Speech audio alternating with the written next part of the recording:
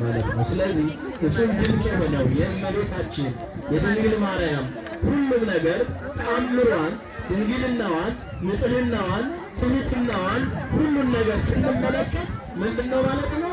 እጹብ ድንቅ ነው ማለት ነው። ስለዚህ ድንግል ማርያም በዚህ ምድር ላይ ለስንት ዘመናት በትሕትና በድንግልና በንጽሕና ሁሉም ነገር ታግሳ መከራውን ቢመጣባት፣ ስደቱን ቢመጣባት፣ እርዛቱን ቢመጣባት፣ ከቤተ መቅደስም ቢያሳድዷት በትሕትናና በንጽሕና ድንግል ማርያም በዚህ ዓለም ለስንት ዘመናት ተቀመጠች ማለት ነው? ለስንት ዘመናት ተቀመጠች? ለ64 ዘመናት ተቀምጣለች ማለት ነው። እንግዲህ እመቤታችን ድንግል ማርያም በምድር ላይ 64 ዘመናትን ስትቀመጥ ይህን አደረገች አልተባለችም። ንጽሕት ናት፣ ድንግል ናት፣ ፍሬት ናት። በስደቷም ጊዜ ቢሆን እግዚአብሔርን እያመሰገነች ከእግዚአብሔር ጋር አብራ ተሰዳ በለበሰችው ሥጋ መከራ ቢመጣባት፣ ስደቱ ቢመጣባት፣ ብርዱ ቢመጣባት፣ እርሳቱ ቢመጣባት አንድም ቀን ሳታማርር ስለሄደች ነቢዩ ዳዊት በመዝሙሩ፣ እነ ቅዱስ ያሬድ በዜማቸው፣ እነ ቅዱስ ኤፍሬም በውዳሴያቸው፣ እነ አባ ሕርያቆስ በቅዳሴያቸው ድንግል ማርያምን ሲያመሰግኗት ይኖራሉ ማለት ነው። ለዚህም ነው እንግዲህ ቅዱስ ኤፍሬም በዳዊት ላይ ድንግል ማርያምን ምን አላት ማለት ነው? አመሰገናት። አንቲ ውእቱ ንጽሕት እምንጹሐን፣ ድንግል ሆይ የተመረጥሽ ከንጹሐኖች ንጹሕ የሆንሽ በውዳሴ በመልኩ ላይ ደግሞ ነጽሕት ኢይትፌጽሞ በስብሐትኪ እንግዳ እመኮነ በቅድሚያ የጽፋ ምድር ሰሌዳ።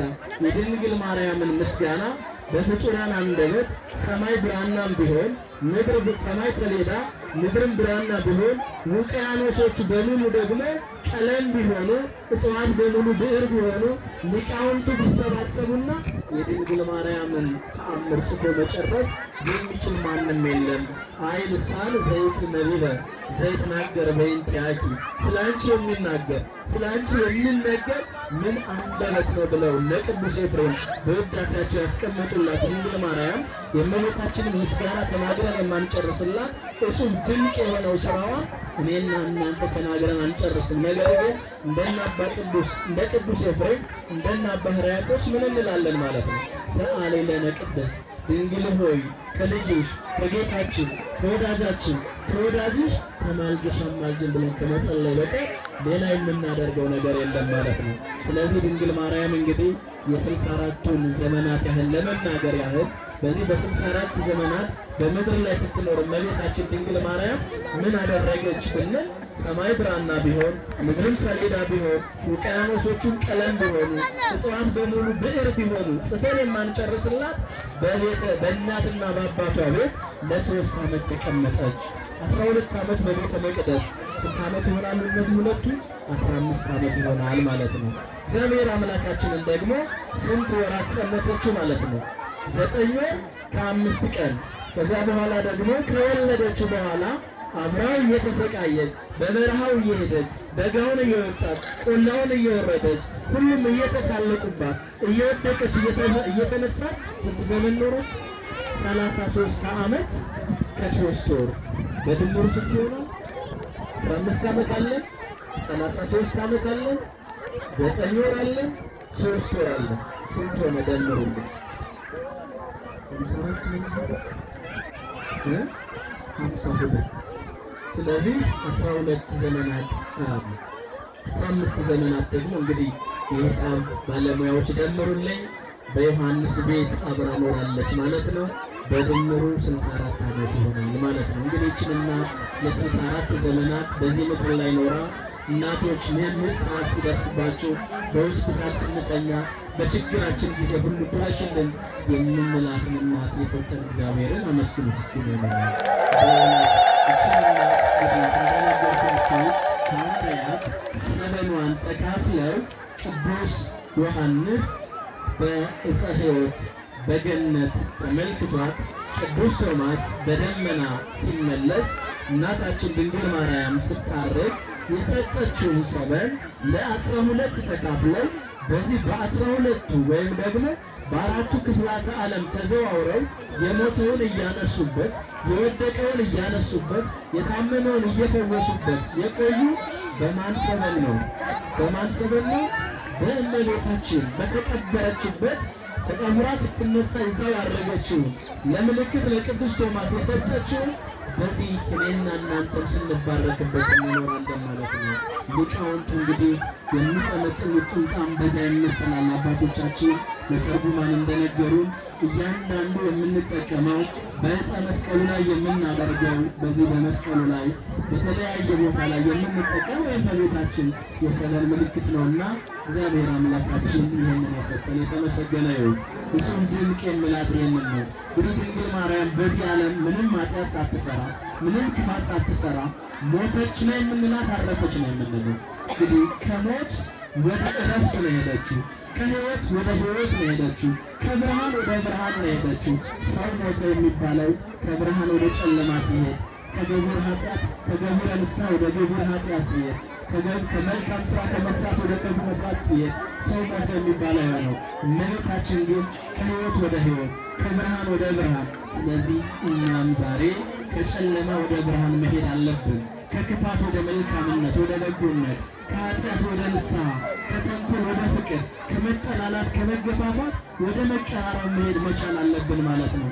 ለዚህም ነው ሐዋርያት በመናበብ አንድ በመሆን እግዚአብሔር ያስተማራቸውን በመስማት አራቱን ዓለማት ዞረው በአራቱም አቅጣጫዎች ሄደው ይህንን አልጫ የሆነውን ዓለም ያጣፈጡት፣ በትምህርታቸው አንድ ያደረጉት፣ በዓለም ላይ የተተከለችዋን ቤተ ክርስቲያን አንድ እንድትሆን ያደረጓት አንድ በመሆናቸው ነውና እግዚአብሔር አምላካችን ሁላችንንም አንድ ያድርገን። ከመነጣጠል ከመራራቅ ወደ መቀራረቡ፣ ከመቃቃር ወደ መፈቃቀሩ እንድንሄድ እግዚአብሔር አምላካችን ይፍቀድልን።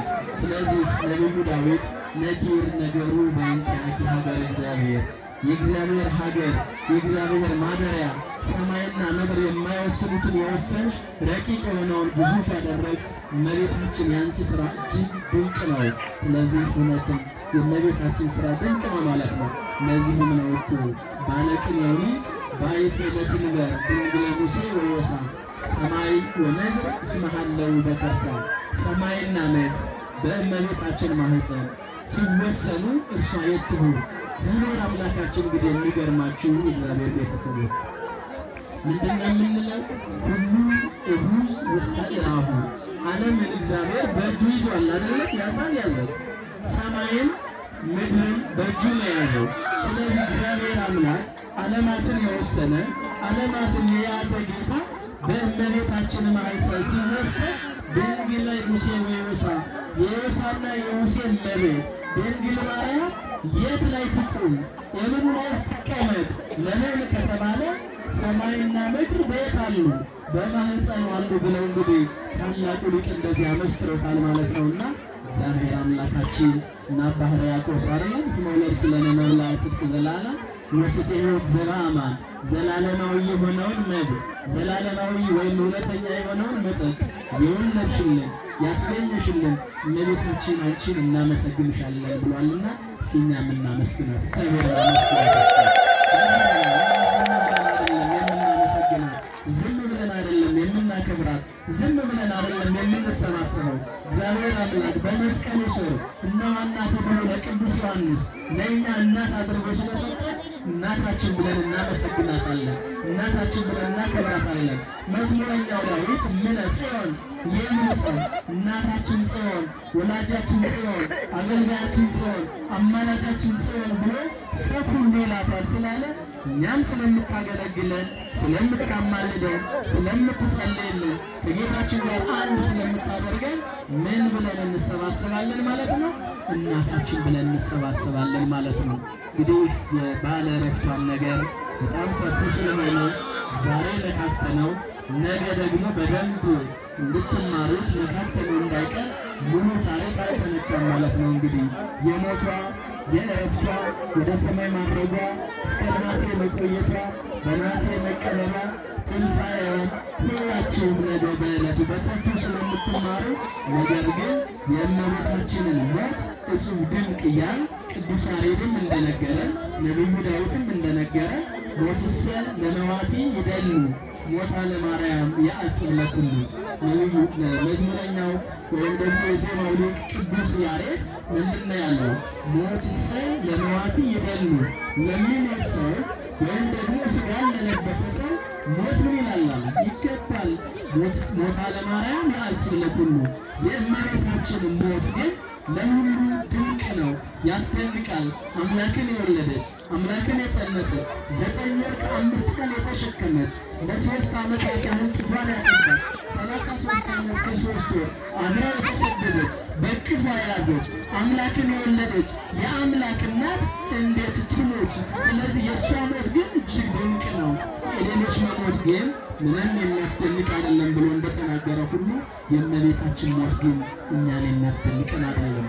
ምን ይላሉ እንግዲህ አባቶቻችን በዚህ በውዳሴ ማርያም ትርጉም ላይም እንግዲህ እረፍት ይገባሻል፣ ሞት ይገባሻል ብሎ እግዚአብሔር አምላክ መጣ አይደለም ሙሉ መጣ። ስለዚህ ድንግል ማርያምም እንዴት ሊሆን ይችላል? እኔ አንተ ወልጄ የአምላክ እናት ስሆን ሞት ለኔ እንዴት ይገባኛል አለች። ስለዚህ ባለችው ጊዜ ምን አላት እግዚአብሔር ይላሉ በዚህ በውዳሴ ማርያም ትርጓሜ ላይ ታገኙታላችሁ። ሄዶ በሲኦል ያሉትን ነፍሳት በአካለ ነፍስ በአካለ መንፈስ አስቃኛትና አንቺ ስትሞች እነዚህ በሲኦል ጨለማ ውስጥ የሚሰቃዩ ነፍሳት ወደ ገነት ይመጣሉና በዚህ ምክንያት ለአንቺ ደግሞ እንድትሞች ጠይቅሻለሁ። እኔ ልጅሽ ነኝ ወይም ደግሞ እኔ አምላክ ነኝና ትሞች አለሽ ብሎ እንደ ሌሎች ፍጡራን ወይም ደግሞ ፍጥረታት ነፍሷን አልጠየቅም፣ አልወሰደም፣ ፈቃዷን ጠየቃት ይላሉ አባቶቻችን። ስለዚህ እንደዚህ ከሆነማ አለች እመቤታችን ይህ ሁሉ ነፍስ በጨለማ የሚሰቃየው በጨለማ ውስጥ ያሉት እነዚህ በእኔ ምክንያት የሚወጡ ከሆነ እንኳን አንድ ጊዜ ለምን 7 ጊዜ አልሞትም አለች። በዚህ ምክንያት ነፍሷ ከስጋዋ ተለየ። በሲኦል ጨለማ የነበሩ ነፍሳት ወደ ገነት ሄዱ ይላል እንግዲህ ቅዱሳን አባቶቻችን መተርጉማን አባቶቻችንና ይህንን እናታችንና ለሰጠ እግዚአብሔር አምላካችን ድንግል ማርያምን ምን ልበላችሁ እግዚአብሔርን አመስግኑ። ሀገረ እግዚአብሔር የእመቤታችን ነገር እጅግ ድንቅ ነውና ትምህርቱ እንግዲህ እዚህ ጋር ይበቃናል። ምንድነው መልእክት አለ መሰል በልግ የሊቅ በፕሮግራም መሪው ይተላለፋል እንጂ እኔ ትምህርቴን እዚህ ጋር አቆማለሁ። እግዚአብሔር አምላካችን ይችን እናት ስለሰጠን እናመሰግናለን።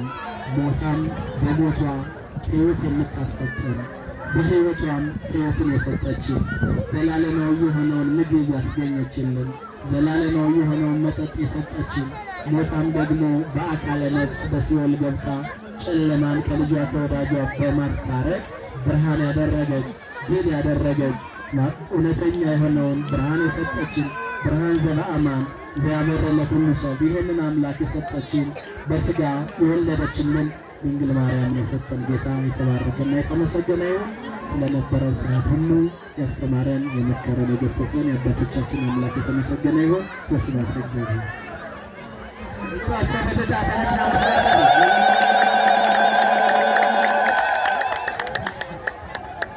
እሺ ላስተማሩን ለመከሩን ማይኬል ነገር ወንቲያቸው ነው አመስጥረው በደንብ አድርገው ቅዱስ ያሬድ ያመሰገናትን